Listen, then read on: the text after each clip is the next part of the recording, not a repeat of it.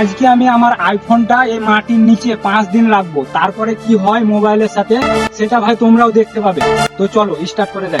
তো গাইস চলে এলাম বাড়ির পেছন দিকে। তো এইখানে আমি মোবাইলটা পুঁতে রাখবো 5 দিনের জন্য। তারপরে ভাই আমার সাথে কি হতে চলেছে তোমরা ফুল ভিডিও দেখলেই জানতে পারবে। তো চলো এখন খাল করব, আর বেশি না বকে চলো ফটাফট কাজটা শুরু করে দেয়। আর কি বলবো গাইস, আমি এত স্পিরিটে কাজ করতে পারি তোমরা ভাবতেও পারবে না।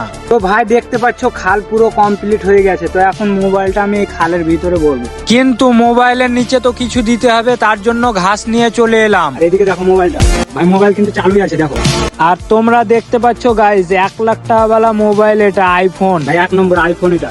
গাইস এখন আমি এই মোবাইলটা মাটির নিচে রাখবো, তোমরা দেখতে থাকো ফুল ভিডিও।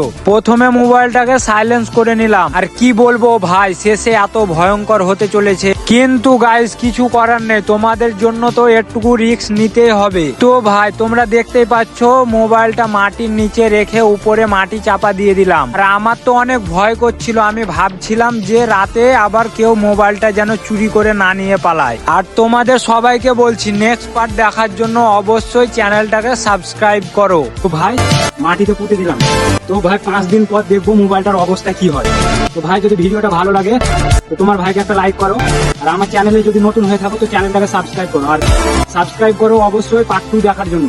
তো ভাই টাটা, ভালো থাকবে, সুস্থ থাকবে।